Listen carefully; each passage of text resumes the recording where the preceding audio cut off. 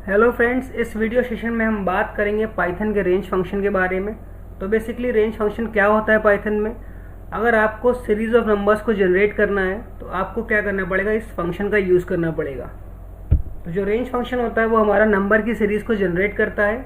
Depend करता है हम उसे क्या रेंज पास कर रहे हैं। तो ये क्या है, रेंज जो हमारी वो डिपेंड कर रही है आर्ग्यूमेंट्स पे। तो यहाँ पे देखते हैं कि जो रेंज फंक्शन है हमारा कौन कौन से आर्ग्यूमेंट्स एक्सेप्ट करता है। सो ये क्या होता है, रेंज फंक्शन हमारा बेसिकली क्या होता है, वो 3 आर्ग्यूमेंट्स को एक्सेप्ट करता है, जिसमें से 2 ऑप्शनल होते हैं और एक हमारा मैंडेटरी होता है। तो यहाँ पे पहला जो हमने ये आर्ग्यूमेंट डिस्कस करने जा रहे हैं, स्टार्ट। तो ये स्टार्टिंग वैल्यू होती है जहाँ से हमें अपने सीरीज को जनरेट करना है। तो अगर हम ये स्टेप को पास इस आर्ग्यूमेंट को पास नहीं कर रहे हैं तो बाय डिफॉल्ट क्या होगा, जो हमारी सीरीज है वो 0 से स्टार्ट होगी। सेकंड जो इसका आर्गुमेंट है वो स्टॉप। ये एक मैंडेटरी आर्गुमेंट है, हमें क्या करना है, एक लिमिट पास करनी ही पड़नी है जहां तक हमको सीरीज को जनरेट कराना है। तो क्या होता है इसमें, जो हमारा ये लिखा है ना, इंटीजर वैल्यू बिफोर विच। तो बिफोर विच का मतलब है कि लास्ट वाला जो हमारा ये स्टॉप की वैल्यू वो इंक्लूड नहीं होती है। तो रेंज क्या होता है, स्टॉप -1 पे एंड हो जाता है। अगर आप उसको एक स्टॉप वैल्यू पास कर रहे हैं कि हमको 9 तक नंबर ऑफ सीरीज जनरेट कराना है, तो ये 9 तक नहीं चलेगा, ये 9 - 1 तक चलेगा। तो वहीं तक ये सीरीज को जनरेट करेगा। तो अगर आपको 9 को भी इंक्लूड करना है तो आपको यहाँ पे स्टॉप वैल्यू क्या देनी पड़ेगी, 10। तो ये 10 - 1 9 तक रन करेगा और रेंज को जनरेट करेगा। इसके बाद जो हमारा तीसरा आर्गुमेंट है वो है स्टेप। तो हर एक नंबर जो सीरीज जनरेट हो रही है उसके बीच में कितने का इंक्रीमेंट हो रहा है, कितना इंटरवल उसके बीच बीच में, तो ये स्टेप उसको डिफाइन करता है। तो बाय डिफॉल्ट ये भी, अगर आप स्टेप को नहीं प्रोवाइड करते हैं यहाँ पे, तो वो इंक्रीमेंट स्टेप 1 का ही वो लेता है, क्योंकि क्या होता है वो डिफॉल्ट वैल्यू होती है। और ये वाला आर्गुमेंट हमारा ऑप्शनल है। तो अगर नहीं पास कर रहे हैं तो इंक्रीमेंट 1 का है। अगर आप इसकी वैल्यू को चेंज कर रहे हैं, आपको 3 का इंटरवल चाहिए तो आप यहाँ पे 3 पास कर सकते हैं। 5 का इंटरवल चाहिए सीरीज में तो आप 5 पास कर सकते हैं। तो ये डिपेंड करता है यूज़र पे कि वो कितने का स्टेप चाह रहा है, अपने जो नंबर उसके जनरेट हो रहे हैं उनमें कितने का स्टेप वो चाह रहा है। तो उस हिसाब से वो वैल्यू को यहाँ पे पास करता है। तो बेसिकली ये 3 आर्ग्यूमेंट्स थे, स्टार्ट, स्टॉप, स्टेप। इसमें स्टार्ट और स्टेप आपका क्या है, ऑप्शनल है। अगर आप नहीं पास करते हैं तो वो अपनी डिफ़ॉल्ट वैल्यू को क्या करता है, एक्सेस करता है। लेकिन जो ये स्टॉप वाला आर्ग्यूमेंट है ये क्या हमारा मैंडेटरी है, इसे हमें पास करना ही करना है। तो यहाँ पर देखते हैं हमने 2 फंक्शन को यहाँ पे दिख रहे हैं। यहाँ पे पहला जो रेंज फंक्शन है वो एक आर्ग्यूमेंट को एक्सेप्ट कर रहा है जो कि हमारा स्टॉप है। तो हमको यहाँ पे क्या है, एक वैल्यू पास करनी है जहाँ तक हमें सीरीज को जनरेट कराना है। तो जो हमारी सीरीज जनरेट होगी वो स्टॉप -1 तक जनरेट होगी। एज्यूम करते हैं कि अगर हमने रेंज के अंदर पास कर दिया 6, तो पहला आर्ग्यूमेंट क्या है, मिसिंग है, ऑप्शनल था। तो स्टार्ट वैल्यू कहाँ से होगी, 0 से होगी। एंड कहाँ पे होगा, स्टॉप -1 पे, मतलब 6 - 1 पे। और इंक्रीमेंट स्टेप कितने का, 1 का है। तो 0 से लेके ये 5 तक रेंज को जनरेट करेगा, सीक्वेंस ऑफ नंबर्स को जनरेट करेगा। सेकंड वाला जो हमारा मेथड है उसमें हमने तीनों आर्ग्यूमेंट्स पास किए हैं कि हम चाह रहे हैं कि कहाँ से हमारी वैल्यू स्टार्ट हो। हमने कहा स्टार्ट की वैल्यू अपने आप दी कुछ 4 या 5, तो वहीं से स्टार्ट होगा, तो ये 0 को उठाएगा नहीं बाई डिफॉल्ट। स्टॉप वैल्यू कहाँ तक हमें जनरेट करना है, जो जनरेशन होगा वो कहाँ तक होगा, स्टॉप -1 तक होगा। लास्ट में जो आर्ग्यूमेंट है वो स्टेप है। तो हम चाह रहे हैं हमारी सीरीज में जो इंटरवल है वो कितने का है, 1 का है, 2 का है, 3 का है। अकॉर्डिंग टू अवर रिक्वायरमेंट हम ये यहाँ पे वैल्यू प्रोवाइड करेंगे। तो प्रैक्टिकल करके देखते हैं हम लोग रेंज को कैसे जनरेट कर सकते हैं। सीरीज हमें लोग जनरेट करना है। यहाँ पे हमने रेंज फंक्शन को यूज़ किया, रेंज फंक्शन का यहाँ पे हमने वैल्यू पास की 10। तो हमने सिर्फ और सिर्फ एक आर्गुमेंट पास किया और वो आर्गुमेंट क्या है, स्टॉप वैल्यू। तो ये हमारा क्या करेगा, रेंज को जनरेट करेगा 10 - 1 मीन्स स्टॉप -1 तक ये रेंज जनरेट करेगा। तो स्टार्टिंग कहाँ से होगी, क्योंकि हमने तो कोई आर्गुमेंट पास नहीं किया है, तो बाय डिफॉल्ट वो 0 से स्टार्ट करेगा। हर एक वैल्यू के बीच में कितना इंटरवल होगा, 1 का इंटरवल होगा, क्योंकि बाय डिफॉल्ट क्या होता है, स्टेप वाली जो इंक्रीमेंट होती है वो 1 की होती है। तो अगर आपको चेंज करना है तो आप चेंज भी कर सकते हैं। लेकिन हम यहाँ पे क्या कर रहे हैं, इस वाले मेथड में सिर्फ और सिर्फ सिंगल आर्गुमेंट को पास करके रेंज को जनरेट कर रहे हैं। तो यहाँ पे उसको प्रिंट करके चेक करते हैं।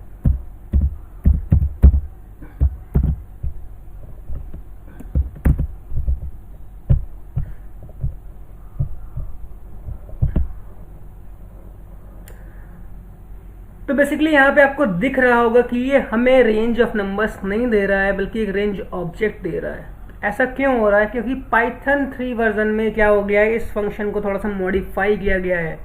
तो अगर आप यहाँ पे इसका टाइप चेक कर लें कि क्या टाइप होता है इस रेंज फंक्शन का, ये किस तरह का ऑब्जेक्ट हमको रिटर्न कर रहा है, तो यहाँ पे आपको ये उसका टाइप बता देगा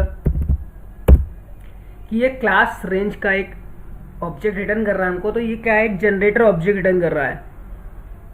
लेकिन पाइथन वर्जन 2 में क्या था, ये हमको नंबर ऑफ वैल्यूज रिटर्न करता था in the form of a list.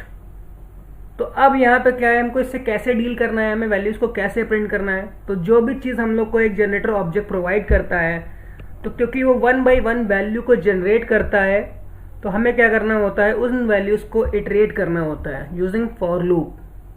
तो हम फॉर के लूप से 1 by 1 वैल्यू इटरेट करते जाएंगे और उसे फेच करते जाएंगे। तो चेक करते हैं कैसे फॉर के लूप से हम रेंज जो फंक्शन वैल्यूज जनरेट कर रहा है उसको हम एक्सेस करते हैं।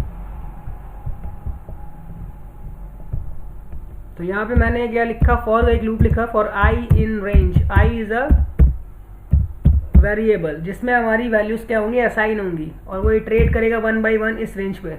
तो यहाँ पे मैंने लिखा 10। तो अब बेसिकली क्या है, हमारी जो स्टार्टिंग वैल्यू 0 है वो किसको असाइन हो रही है, आई को। तो अब हम यहाँ पे अगर आई प्रिंट करते हैं तो हमें क्या मिलेगा, 0 मिलेगा। इसके बाद ये नंबर को जनरेट कर रहा है 1, तो 1 क्या हो रहा है, आई में असाइन हो रहा है, फिर आई प्रिंट हो जाएगा, फिर 2 आई में असाइन होगा। इस तरह से क्या होगा, 1 by 1 जो नंबर्स जहाँ तक ये रेंज जनरेट हो रही है, सारे नंबर्स आई में असाइन होते जाएंगे और हम उसे क्या करते जाएंगे, फेच करते जाएंगे, प्रिंट करते जाएंगे।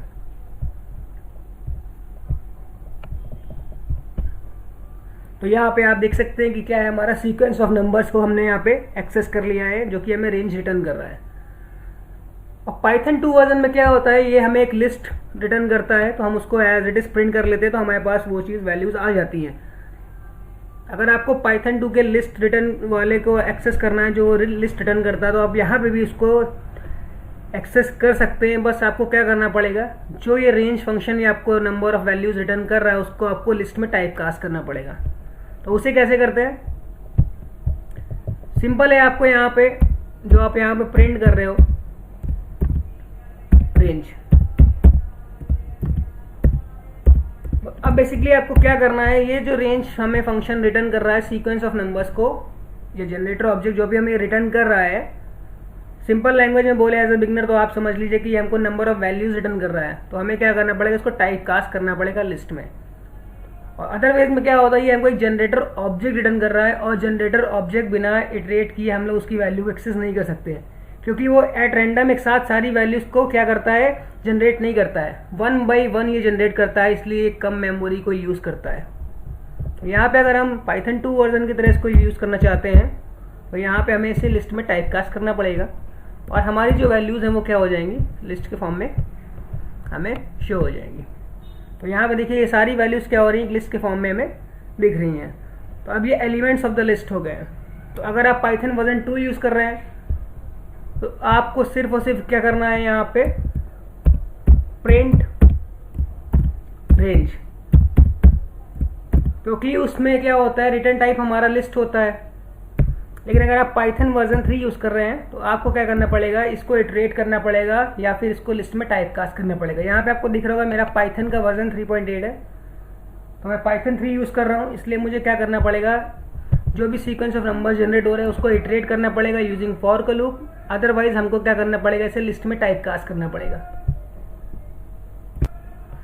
तो बेसिकली ये हमारा पहला मेथड है जिसमें हमने क्या था, सिर्फ सिंगल आर्गुमेंट पास किया था। अब हम चाह रहे हैं यहाँ पे हमारा एक रेंज पर्टिकुलर एक वैल्यू से स्टार्ट हो, तो हमें क्या करना है, यहाँ पे कुछ नहीं करना है, यहाँ पे एक स्टार्टिंग वैल्यू पास कर देनी है। यहाँ पे मैंने कहा कि रेंज मेरी स्टार्ट होनी चाहिए 2 से। तो अब जो भी मेरी यहाँ पे रेंज स्टार्ट होगी वो कहाँ से स्टार्ट होगी, 2 से स्टार्ट होगी, 2 से 9 तक। जैसे कि आपको स्क्रीन पे विजिबल है कि ये 2 से 9 तक हमको नंबर्स को क्या कर रहा है, जनरेट कर रहा है। इसी तरह अगर आप चाहते हैं कि आपकी वैल्यूज़ में जो इंटरवल आ रहा है वो सिर्फ 1 का ना आकर किसी और चीज़ का आए, हम चाह रहे हैं हमारी जो वैल्यूज़ आ रही है वो 3 के इंटरवल पे आए, तो हमने यहाँ पे एक आर्गुमेंट और पास कर दिया, स्टेप वैल्यू। तो स्टेप वैल्यू क्या है, 3 है। अब जो नंबर्स जनरेट हो रहे हैं वो क्या हो रहे हैं, 2, 5, 8। स्टार्ट करें 2 से और इसके बाद इसके बीच में कितने का इंटरवल है, 3 का इंटरवल। तो 2 के बाद 3 के इंटरवल पे जो वैल्यू आएगी वो 5 आएगी, 5 के बाद 3 के इंटरवल पे 8 आएगी, और 8 के बाद जो वैल्यू आनी है वो 11 आनी है। बट वो क्या है, हमारी लिमिट के बाहर है, स्टॉप वैल्यू के बाहर है, क्योंकि हम लोग उसको स्टॉप कर रहे हैं 10 - 1 पे, बिकॉज रेंज इंक्लूड नहीं करता है स्टॉप वैल्यू को। तो रेंज कहाँ तक चलेगा, स्टॉप -1 तक। तो ये 3 वैल्यू जनरेट हुई। इसी तरह से अगर आप इटरेट करना चाहते हैं फॉर के लूप से, तो यहाँ पे आपको लिखना होगा फॉर आई इन रेंज, यहाँ पे आपने पास कर दिया 2, स्टार्टिंग वैल्यू हम यहाँ पे 2 ले रहे हैं, एंडिंग वैल्यू हम ले रहे हैं यहाँ पे 51 स्टॉप वैल्यू। तो ये रेंज हमारी कहाँ तक जनरेट होगी, 51 - 1 मतलब ये 50 तक हमारा रेंज जनरेट करेगा। और हम चाह रहे हैं उनके बीच में इंक्रीमेंट स्टेप हो 5 का। तो हमें क्या करना है, बेसिकली बस क्या करना है, इटरेट करना है और आई की वैल्यू को हमें यहाँ पे प्रिंट करना है।